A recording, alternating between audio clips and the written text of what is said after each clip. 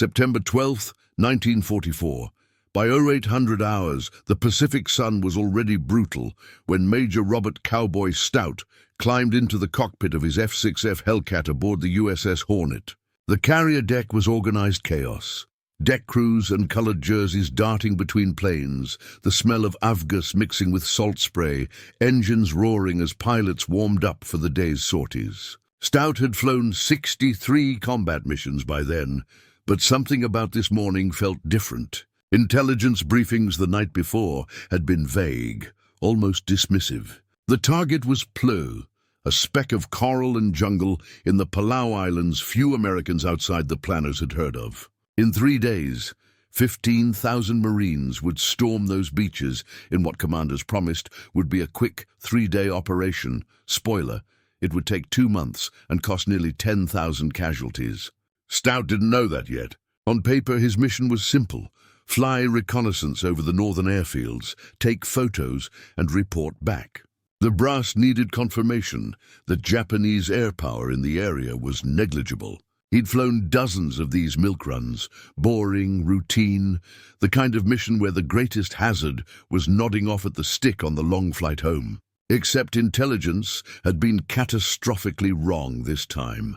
As Stout's Hellcat closed on Peleliu from the east at 8,000 feet, he began his usual photo run routine. The camera behind his cockpit would automatically capture overlapping images as he flew straight and level over the target. That's when he saw it, a sight that turned his blood cold and snapped his tactical mind into overdrive. The airfield wasn't abandoned, it was packed. Row after row of Japanese aircraft sat wingtip to wingtip on the tarmac, like sardines in a can.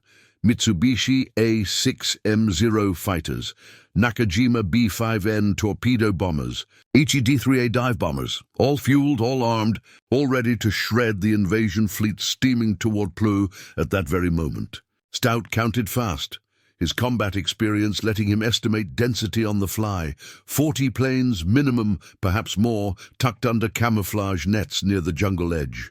This wasn't a token defensive presence. It was a strike group primed to launch a devastating attack on the American ships on the horizon. If those planes got airborne during the invasion, they'd tear through the vulnerable transports carrying Marines. Thousands might drown before reaching the beach. The whole operation could erupt into a bloodbath that would make Tarawa seem tame. His radio crackled with routine check-ins from other pilots. Their voices were calm and professional. Stout's thumb hovered over the transmit switch. Protocol demanded he report immediately, break off, and let the fleet assemble a proper strike package. But by the time he flew back, filed a report, and convinced skeptical intelligence officers that an entire air base had been missed, precious hours would burn away. The Japanese could disperse the aircraft, sling them into revetments, or, worst case, launch them against the fleet. Right now, they were sitting ducks, exposed, and possibly waiting for dawn reconnaissance to pin down the invasion fleet's position before launching their own strike. Stout made another pass, dropping to 3,000 feet to get a clearer look. His photographer's eye catalogued every detail, even as his fighter instincts screamed warnings about anti-aircraft positions.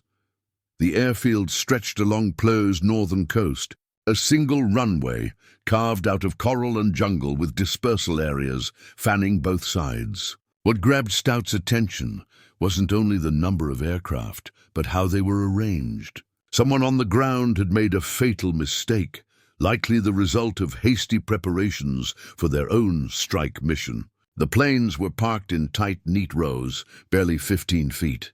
Between each, proper procedure would have them spread out, hidden under trees or parked in revetments. Instead, they looked like they were lined up for inspection at flight school.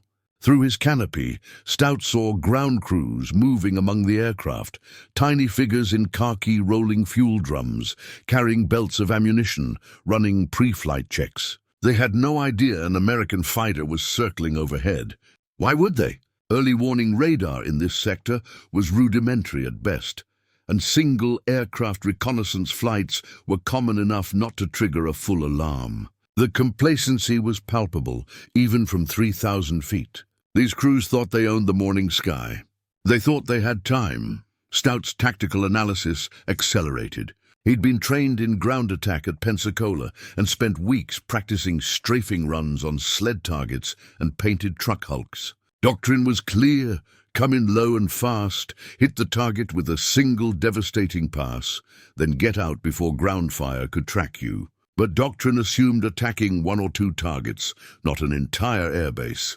His Hellcat carried 650 caliber machine guns in the wings, 3 per side, each gun loaded with 400 rounds. That gave him 2,400 rounds total, at the Browning M2's cyclic rate of 750 rounds per minute. He could sustain roughly 12 seconds of continuous fire before going dry. 12 seconds to try to destroy 40 planes. The arithmetic didn't add up, not by any conventional measure. But the more Stout scanned the layout, the clearer it became that ordinary calculations weren't the point. These aircraft weren't merely parked close together. They were parked beside their fuel. Drums sat stacked near each airframe, likely high-octane avgas, staged for the morning push. One tracer threw a fuel drum, and it would become an instant bomb. One burning plane would spread flame to its neighbors. The Japanese had, without intending to, built a vast chain reaction on the tarmac. This wasn't about shooting 40 planes down one by one. It was about lighting a fuse and letting physics, fire, heat, and panic do the work. He checked his fuel state.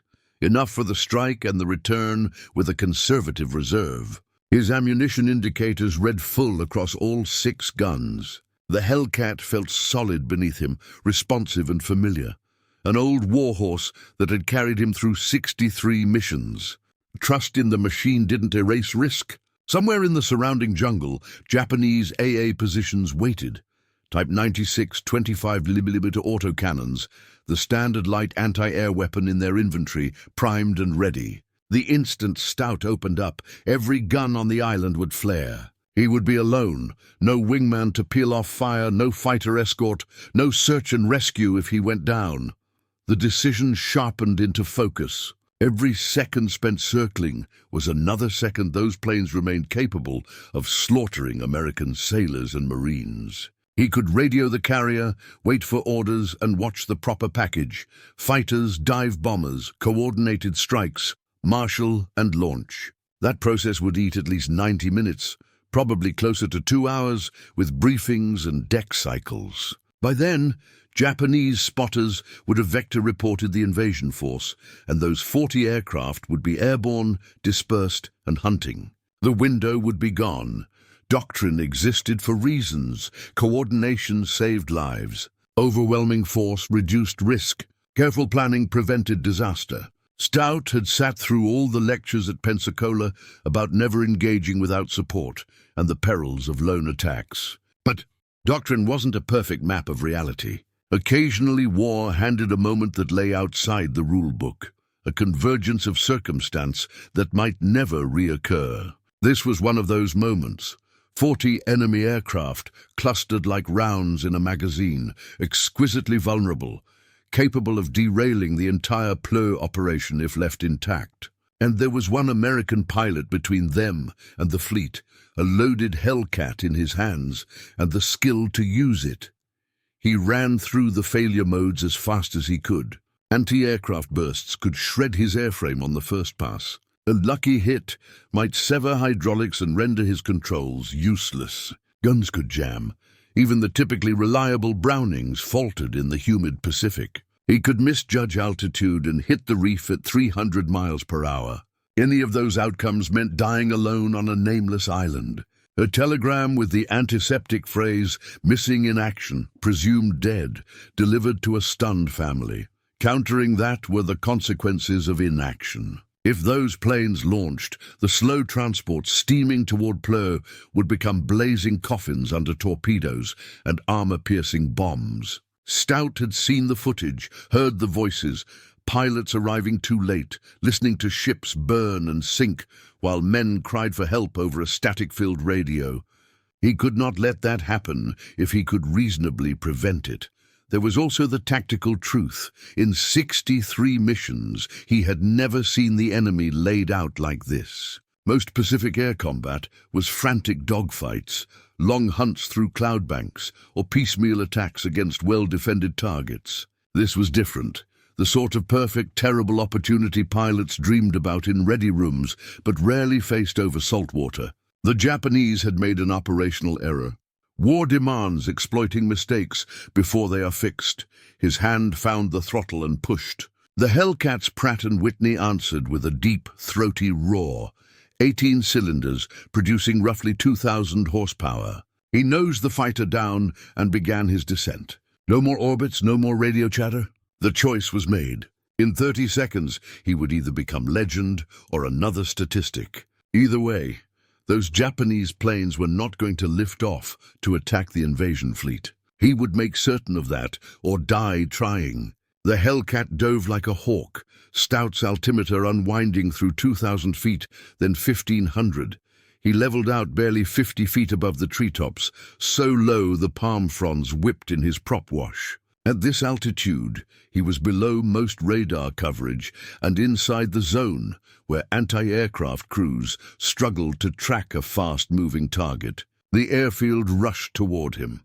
3 seconds to finalize his attack geometry. The rows of Japanese aircraft were aligned northeast to southwest, parked parallel to the runway. Stout set his approach perpendicular to those rows, so he'd cut across multiple lines of planes in one pass instead of following a single row. More aircraft in his cone of fire, more chances to trigger the chain reaction he needed. His airspeed needle read 310 mph as he cleared the last fringe of jungle. The airfield opened ahead like a shooting gallery. Suddenly, details snapped into sharp focus. Ground crews staring upward, confusion flashing to horror. Fuel drums stacked 3 high beside each plane. A Zero with its cowling open, maintenance still underway. Stout's thumb found the firing button.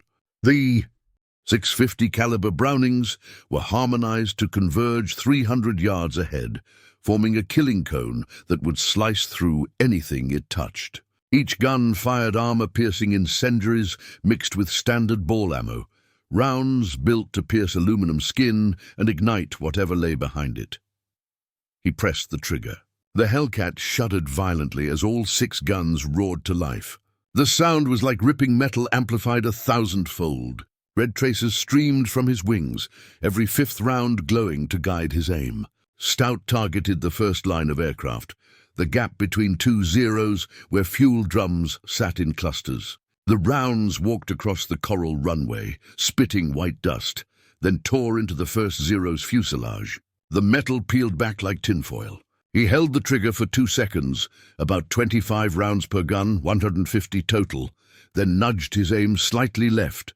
The fuel drums erupted, not in one instant, but in a violent sequence. The first burst into a globe of orange fire that leapt to its neighbors.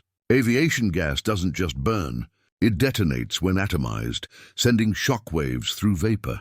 The blast caught the Zero's wing tank, likely full for that morning's strike. The plane vanished in a secondary explosion that splattered burning fuel across 2 nearby aircraft. Stout was already past them, his tracers now chewing into a Nakajima torpedo bomber's swollen fuselage. Heavier plane, heavier fuel load.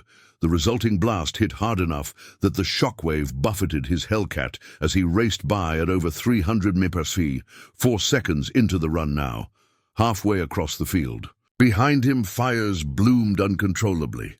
The Japanese had parked the aircraft so close that burning fuel from one streamed under the next. Aluminum melts at 1,220 degrees. Our gas burns at 2,500. Wing tanks were bursting from heat before the flames even reached them, pouring hundreds of gallons of fire across the tarmac. Ground crews scattered in panic, some reaching for hoses, most simply running. Anti-aircraft crews were finally reacting, flashes from camouflaged pits near the runway. But their shots went wild, chasing smoke and chaos, while the Hellcat had already knifed through their kill zone.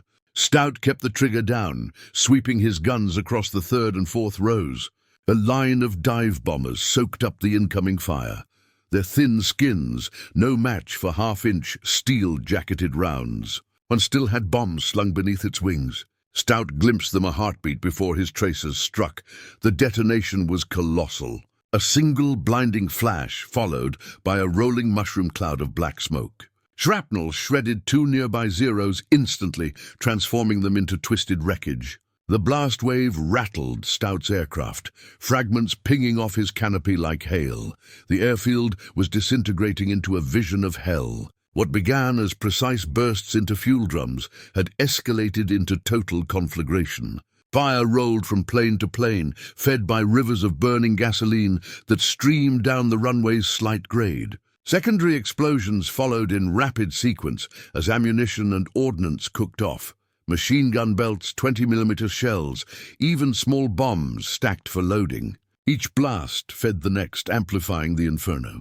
Thick, oily smoke billowed upward in towering columns, the kind visible from 50 miles at sea. Ground crewmen who had been maintenance crews caught between burning aircraft and the jungle were trapped. Stout glimpsed them in his peripheral vision as he thundered past. Men diving into drainage ditches, others beating futilely at flames with jackets, attempting to save machines already doomed.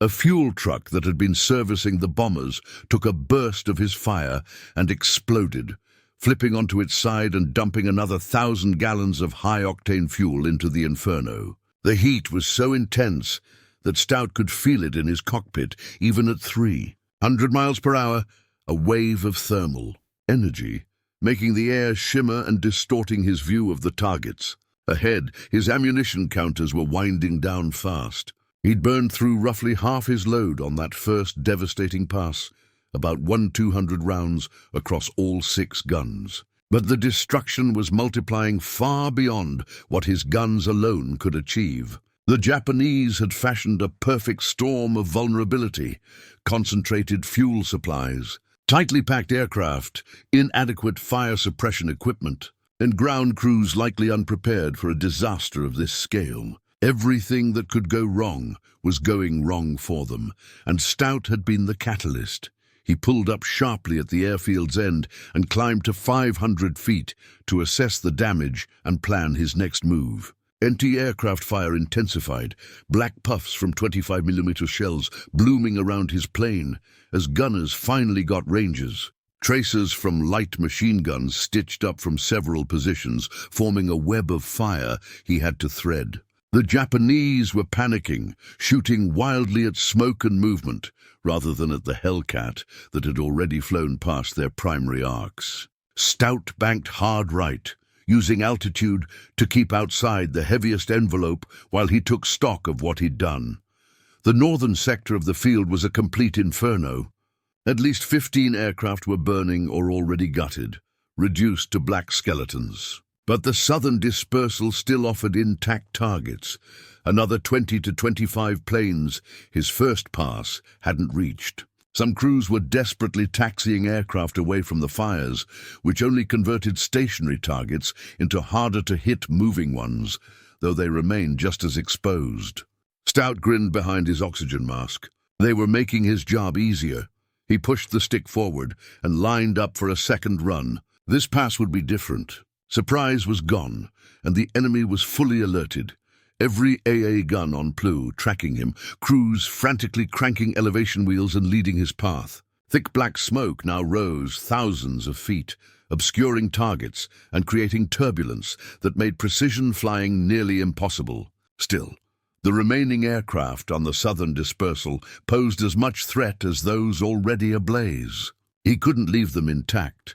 Approaching from the southeast this time, instead of repeating his first track, basic survival tactics, never fly the same run twice, he traded speed for resolution. His airspeed dropped to about 200 mm to improve target ID, a choice that also increased vulnerability to ground fire. The trade-off was necessary. At 310 mph everything had been a blur. At 280 he could pick individual targets and make each round count. His ammunition was critical now. Maybe 800 rounds left across 6 guns, roughly 6 seconds of continuous fire if he held the trigger. The anti-aircraft display turned into a deadly light show. Tracers crisscrossed his path, some so close he could watch the glowing streaks pass his canopy. A 25mm burst 30 feet to his left, sprayed shrapnel against the fuselage. Another burst. Ahead forced him to jink, spoiling his aim for a precious second. The gunners were improving, setting up kill boxes he had to thread. Stout's training took over. Never fly straight for more than 2 seconds. Always vary altitude, heading or speed to be unpredictable. He opened up on a group of 5 Zeros. Ground crews were desperately trying to taxi toward the jungle.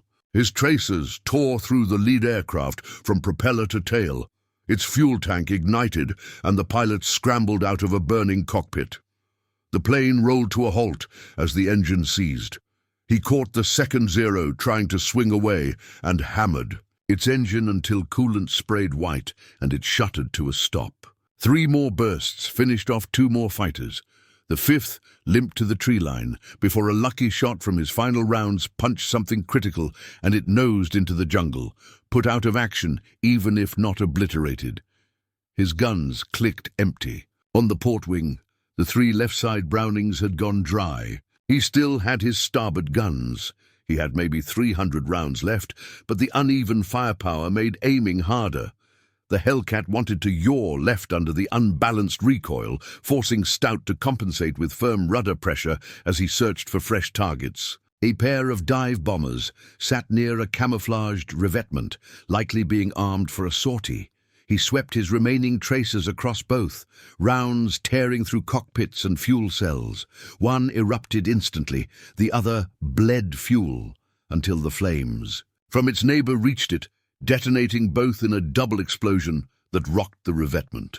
Then something slammed into his tail, a solid impact that jolted the whole airframe. Stout's eyes flicked to the instruments, oil pressure steady, hydraulics nominal, controls responsive. Whatever hit him hadn't crippled the plane, but it was a stark reminder his luck had limits. Every extra second over the field invited a lucky shot from a Japanese gunner. He squeezed off one last burst at a fuel truck beside the runway, watched it vanish in a bloom of fire, then hauled back on the stick and climbed for open sea. The starboard guns clicked empty. 2,400 rounds gone in about 15 seconds of total trigger time over 2 passes. Behind him, Peleliu Airfield was dying.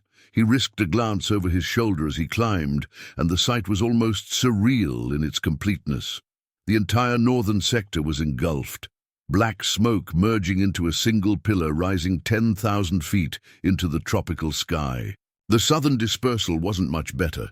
Nearly every aircraft from his second pass was burning or crippled, feeding the towering inferno.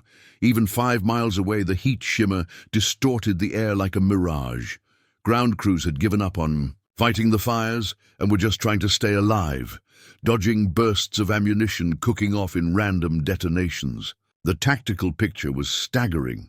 As adrenaline ebbed, Stout's thoughts shifted from survival to assessment. 40 Japanese aircraft destroyed or disabled in roughly 8 minutes. Not just a strike, but total annihilation of Japanese air power in the Peleliu sector. Those planes had been the nucleus of Japan's response to the coming invasion. Without them, the island garrison was blind and defenseless. In 3 days, when the Marines hit the beaches, they'd have total air superiority from the first wave. The math was merciless. Each torpedo bomber could have crippled or sunk a transport, and each transport carried about 1/500th of the invasion force. Even half those aircraft coordinating an attack could have devastated the fleet, turning the shallows off Peleliu into a graveyard. Stout had prevented that single-handedly.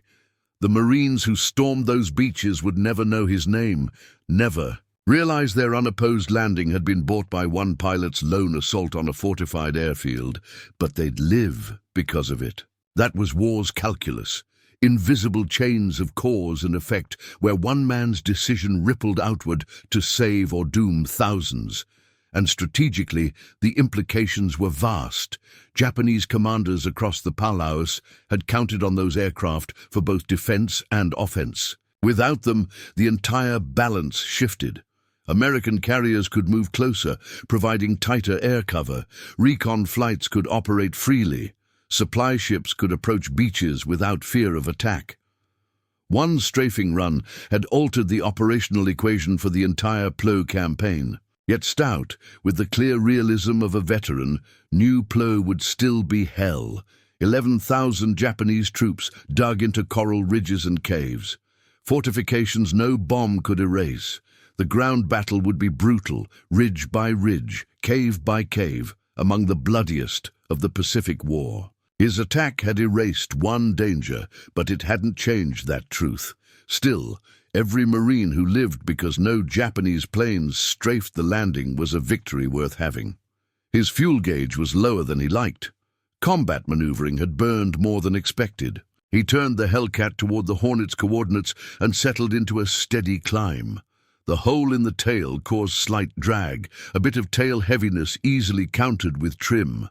The radio crackled alive, voices chattering, confusion aboard. The fleet, controllers, demanding reports about the massive smoke column rising from PLO. Stout keyed his mic and gave the calmest after-action report of his career.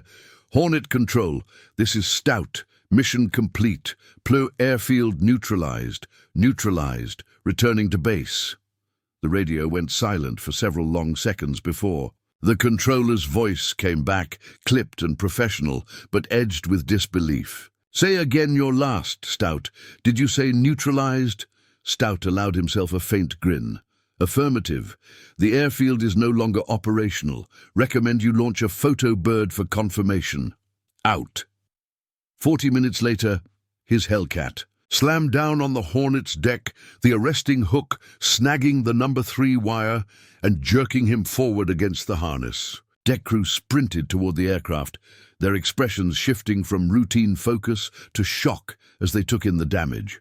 Shrapnel scars along the tail, hydraulic streaks down the fuselage, soot-black scorch marks on the wings from his own explosions. His plane captain climbed up to help him from the cockpit, staring wordlessly at Stout, then the empty ammo counters, then back again. Word spread fast across the deck. The pilot behind the towering smoke column visible 50 miles away had just returned. By the time Stout's boots hit the steel, a silent crowd had gathered. The intelligence debriefing lasted 3 hours. In the carrier's intel room, maps spread before him. Stout walked senior officers through every moment of the strike, while reconnaissance planes confirmed the results. The photographs spoke louder than his words. 40 aircraft reduced to burnt-out shells, the airfield cratered and blazing long after his departure. The intelligence officers kept circling the same questions, disbelief written on their faces. How many passes? 2. Ammunition? All of it. Damage? Our tail hit nothing critical. Wingmen? None. The repetition eventually faded, replaced by a stunned silence that bordered on reverence. For the PLO mission, the Navy awarded Stout the Navy Cross, the service's second highest decoration, for valor. The citation read in part, for extraordinary heroism and distinguished service in aerial combat against enemy Japanese forces. But the medal came months later, long after Stout had flown more missions across more islands, through more deadly skies. He rarely spoke of PLO afterward, brushing off questions with modest shrugs. In the swaggering world of carrier aviators, where stories grew taller by the day, Stout's quiet avoidance set him apart. He'd done something remarkable, but seemed almost uneasy with the weight of it. When the war ended in August 1945, Stout returned home with the same calm determination that had carried him through combat. He settled in California, joined the booming aerospace industry, raised a family, and lived a life that appeared utterly ordinary. He seldom mentioned his wartime service even to close friends. His children grew up barely aware their father had been a decorated pilot. Decades later, as historians revisited the Pacific War's overlooked actions, Stout's mission resurfaced. Researchers poring over after-action reports and Hornet deck logs rediscovered the record of his solo strike, one of the most destructive single-pilot attacks in aviation history. The mission began appearing in tactical studies, used to illustrate the power of exploiting enemy vulnerability and triggering cascading destruction. Stout's instinct to seize a fleeting opportunity, even when it meant deviating from orders, became a textbook example of initiative under fire, the very quality modern militaries sought to instill. His performance proved that, under the right conditions, one pilot with courage, precision, and resolve could alter the course of a campaign. Robert "Cowboy" Stout passed away in 1989 at the age of 73. He lived to see the Cold War's end and the tactics he'd helped inspire evolve into standard doctrine. His obituary mentioned his wartime service only briefly, focusing on his career and family instead. Most of those who attended his funeral had no idea that the quiet man they'd known had once reduced an enemy airfield to rubble in 8 minutes of controlled fury. But the Marines who landed on Peleliu's beaches on September 15, 1944, and lived to fight another day because no Japanese bombers strafed them. They carried the legacy of his decision. In the few seconds before he pushed his Hellcat into that first dive, Robert "Cowboy" Stout chose action over hesitation, risk over safety. That choice saved thousands. That's the legacy that matters. Not medals, not citations, but the lives spared because one man understood that some chances never come twice, and some risks are worth everything.